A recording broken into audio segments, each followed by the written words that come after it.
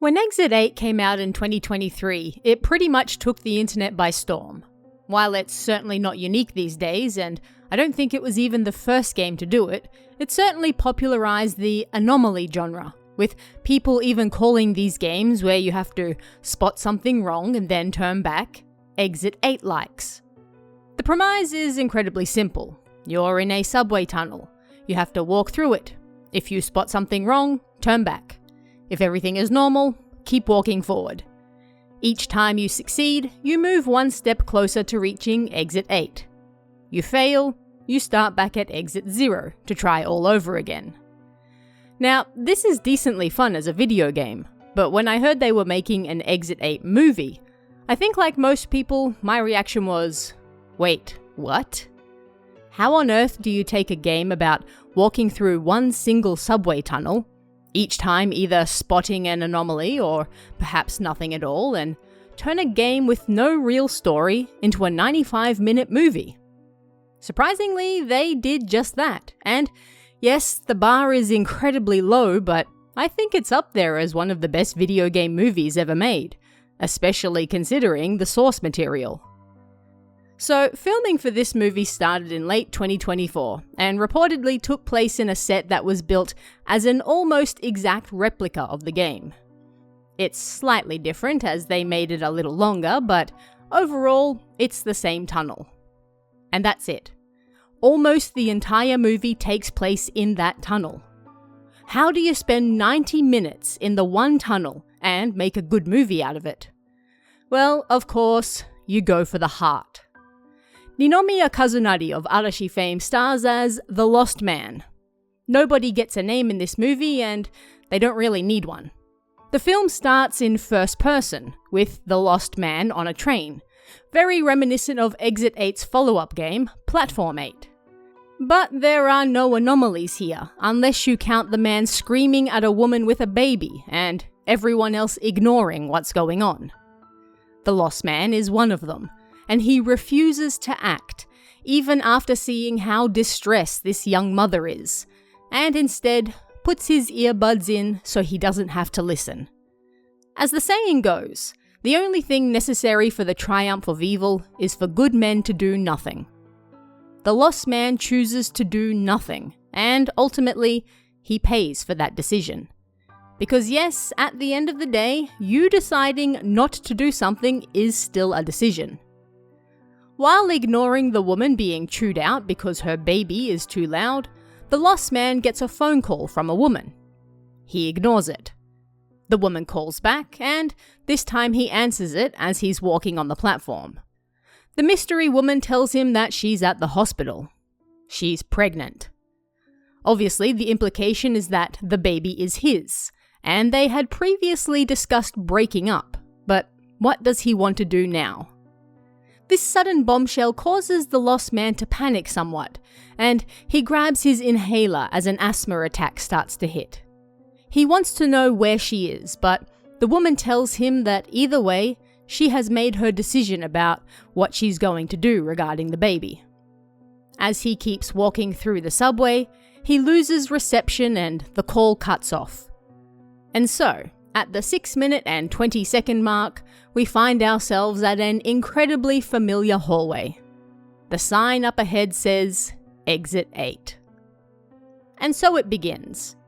After doing a few loops and realizing that he's walking past the same Ikemen Oji-san, I mean, the now infamous walking man, several times, the camera finally switches from first person to third person, and we see Ninomiya labeled as the Lost Man. He spends the next 20 minutes trying to figure out what's going on, fighting his asthma attacks, and doing what a lot of us did, I'm sure, when playing the game. Running a mental checklist of every single thing in the tunnel, and checking them off one by one each time he spots something weird. At some point, he gets a call from the woman, as she's credited again. This time, she tells him that she can't decide. She's clearly scared and doesn't know what to do. And this is the heart of the movie. The Lost Man tells her about the mother on the train with the crying baby, and how nobody would help her. everyone just ignored them and looked at their phones, including him. And that simple act made him wonder whether he would or could be a good father.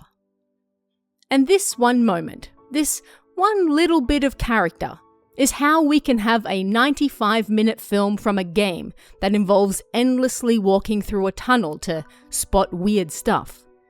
Because ultimately, the movie isn't about that. It's about this one man's journey to learn whether he's actually fit to be a father or not, and the lengths he'll go to in order to do so. After all, if he could so easily dismiss a young mother and her baby in distress on a train, then how is he going to be a good father to his own child? He can't keep running and ignoring problems. He has to step up, take responsibility, and, first and foremost, be a good person. There's no being a good father without being a good person first. Around the 40-minute mark, we briefly leave the lost man to instead explore the walking man's story. You can think of this as some backstory and lore to the tunnel and how it operates. And if you ever played Exit 8 and thought to yourself, man, I'd love to know more about that old guy, then you're in luck, because that's exactly what the movie does. We see him go through much of the same process as the lost man, although this time there's a high school girl involved in the loop, as well as a small boy who the lost man met shortly before we switched points of view. But as we soon see, the walking man is not very mentally strong and soon gives in to temptation. He becomes a part of the loop. I personally found this to be a fascinating addition to the story, with the implication being that one must possess great mental fortitude to escape. The Exit 8 tunnel is a test. It's not just a game of spot the anomaly. It's an almost Greek myth-inspired test of one's worth, of one's dogged determination and ability to discern what is real and what is temptation. Will you give in and follow the easy route that's put right in front of you, or will you fight, knowing that you are simply being tempted, and do your best to keep searching for the truth, which, ultimately, is the only real way to escape? And just shy of an hour in, we get our third and perhaps most important perspective. The boy, who has thus far tied both storylines together. He's also lost down here, and he doesn't talk, but he's clearly clued up on the anomalies, at least to a certain degree, and has been able to spot them even when the grown-ups can't. He is, however, stuck down here just like them, so clearly he also needs a little help getting out. And so, the final 30 minutes of the film explores the lost man and the boy working together as they try to escape. At some point, the woman appears as an anomaly, and the boy speaks for the first time, calling her Mama before passing out. Obviously, there are some spoilers here, but the movie makes it pretty clear at this point what the relationship between these three characters is. And now, the lost man really has something to fight for. But will either he, or the boy, or both, escape from the endless loop?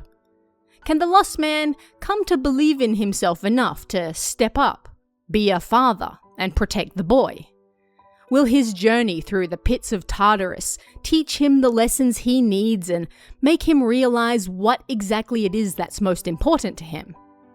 I won't spoil the ending, but I will say that it's a solid conclusion and brings the lost man's story to a very satisfying end. If it doesn't make you feel at least a little something, I don't know what to say. You might be heartless. As of making this video, the film has taken in nearly 5 billion yen in Japan, and around 3.5 million people went to the cinema to watch it. Those are incredible numbers, and I think indicative of generally how good it is. There's obviously a lot of novelty and interest in how do you make an anomaly walking simulator into a full-length movie, but it still needs to be an actually good movie to draw those numbers once that novelty has worn off. Overall, this movie impressed me a lot. My expectations were incredibly low, to be sure, but it ended up being not just a solid movie, but honestly, a rather good one. I'm a sucker for these types of personal journey and growth films, so I'm pretty much exactly the audience for this. Whether you'll get the same experience or joy from the movie, however, depends entirely on you and what you like. But either way, I'd say keep an eye out for Exit 8's wide international release and, if you get the chance, definitely check it out. But what did you guys think of this one? Have you seen Exit 8 yourself? If so, let me know in the comments below what you thought about it, and I'll see you guys again next time.